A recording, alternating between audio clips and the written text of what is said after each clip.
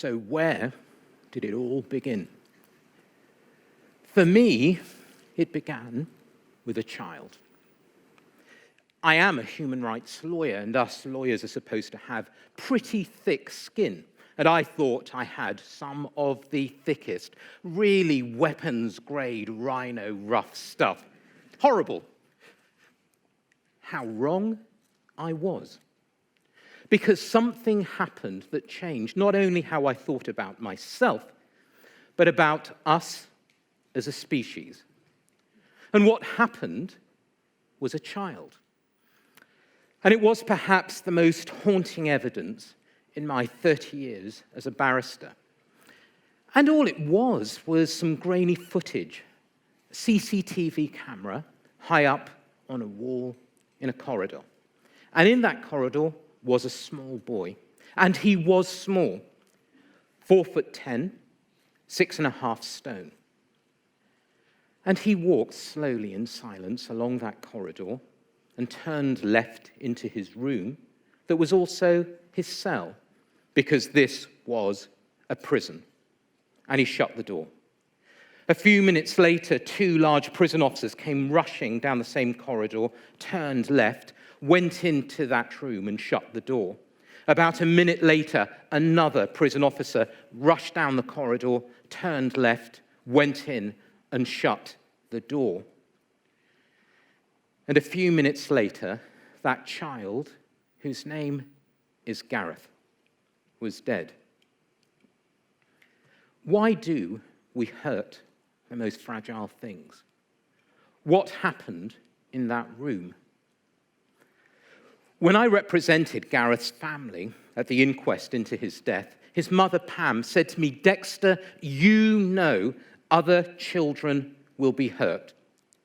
So what are we going to do about it?" And that stopped me in my tracks, because that's the question for all of us, is it not? What should we do when we are confronted with great injustice or great evil? I was about to do some very difficult terrorism cases.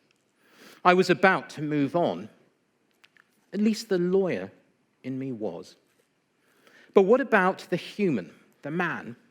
I looked Pam in the eyes and I saw the pain not only of a client, but also of a parent. And as a parent myself, I couldn't stop thinking about the other mothers and fathers and children who would be hurt, and I could not let it go. But I felt also that I owed Pam better answers to those questions. Why do we hurt the most fragile things? What are human beings really like? So I began researching on 4 continents, and I discovered a magical shield. Just 4 lines from a miraculous little poem by Emily Dickinson called "This World Is Not Conclusion." This world is not conclusion.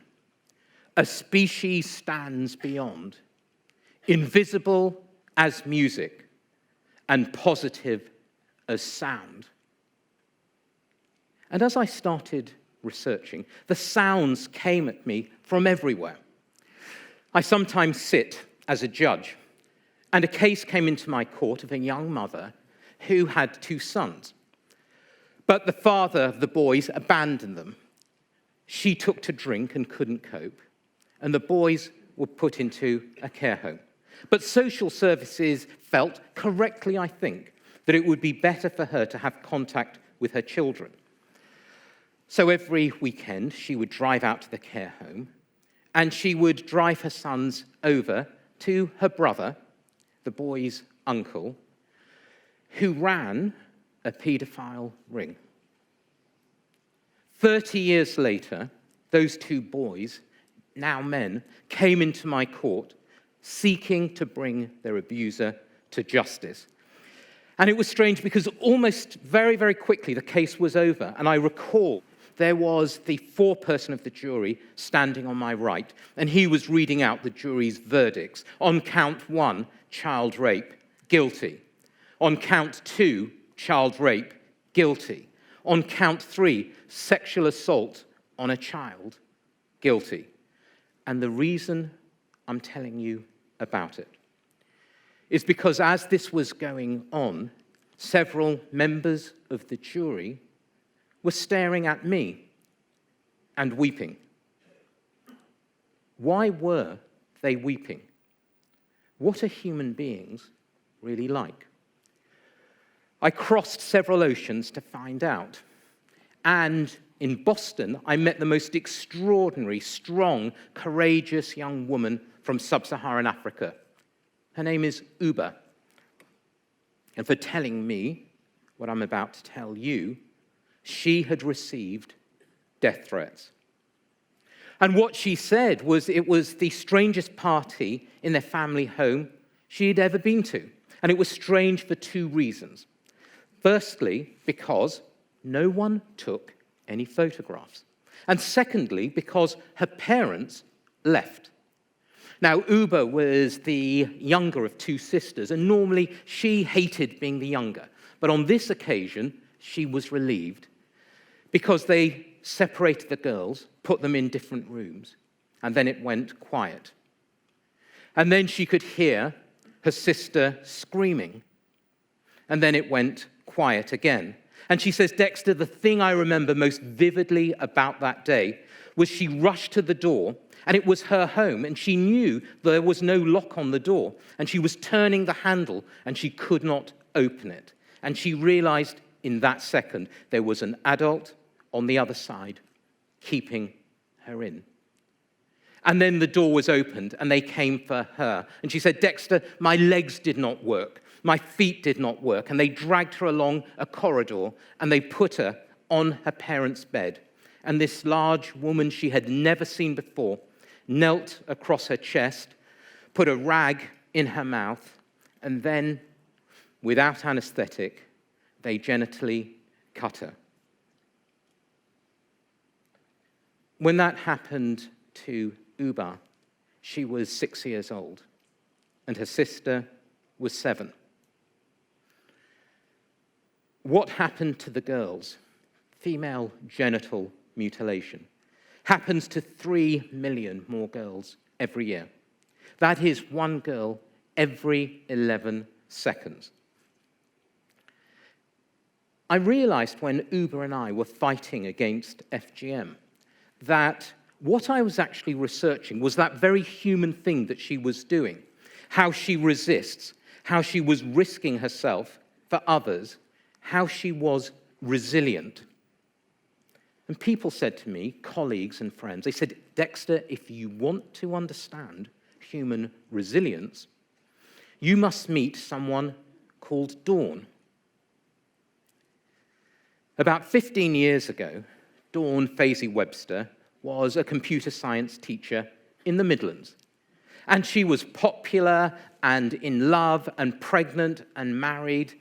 She was the kind of teacher who would have wheelie races on those chairs in the computer lab with the students. And as she said to me, I never let them beat me once. But as the pregnancy continued, she got a pain in the back of her neck. Her blood pressure was rising. She started to have dizzy spells. And the doctor said, Dawn, the longer you can hang on, the better the chance your baby has of surviving.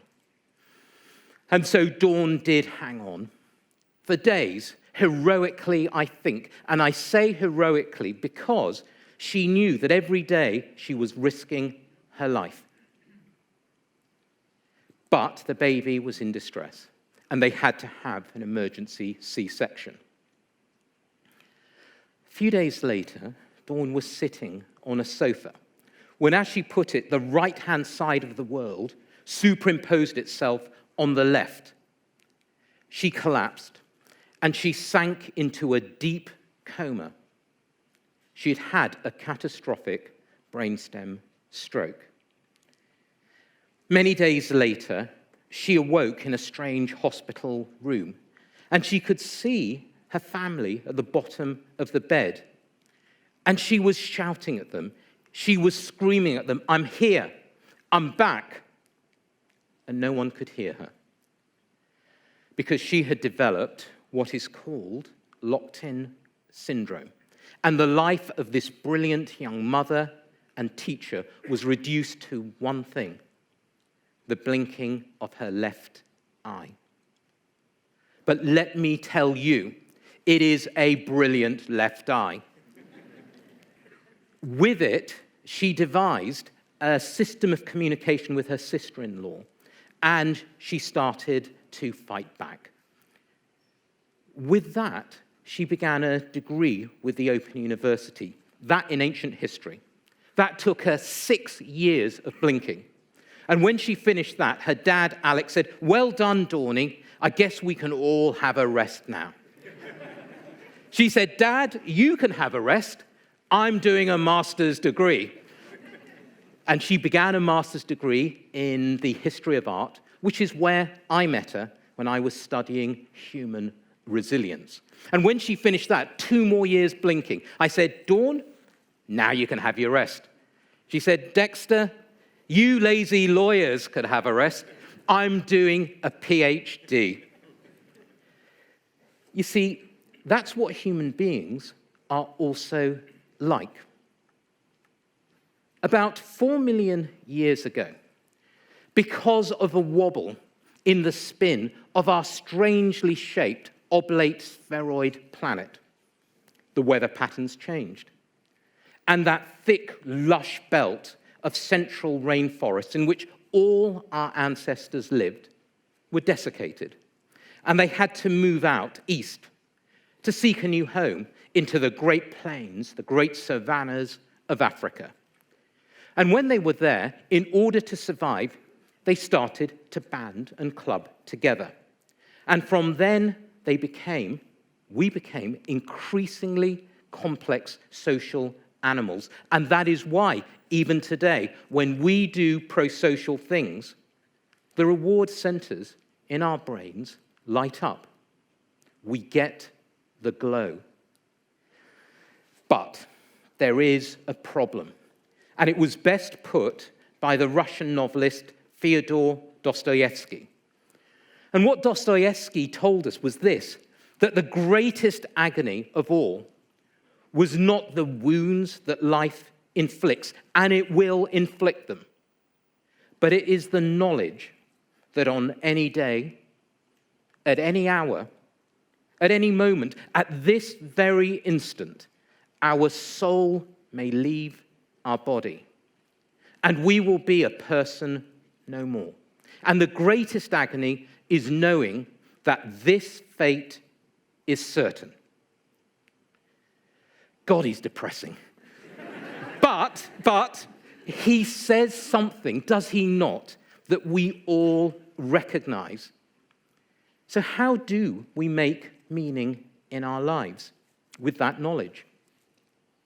We have developed a magical shield of our own, a deep thirst for justice. Those jurors weeping had it. Uber fighting for girls across an ocean, girls she would never meet, had it. Pam fighting for years for her son had it.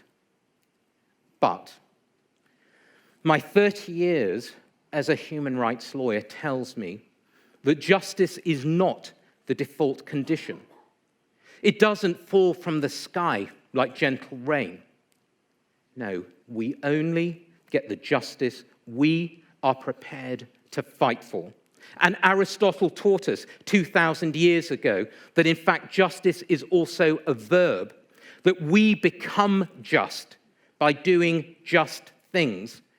And 200 years ago, another great thinker, Edmund Burke, rising to the great Greeks' challenge, wrote the lines that almost everyone here knows, which is all that it takes for evil to triumph is for good people to do nothing.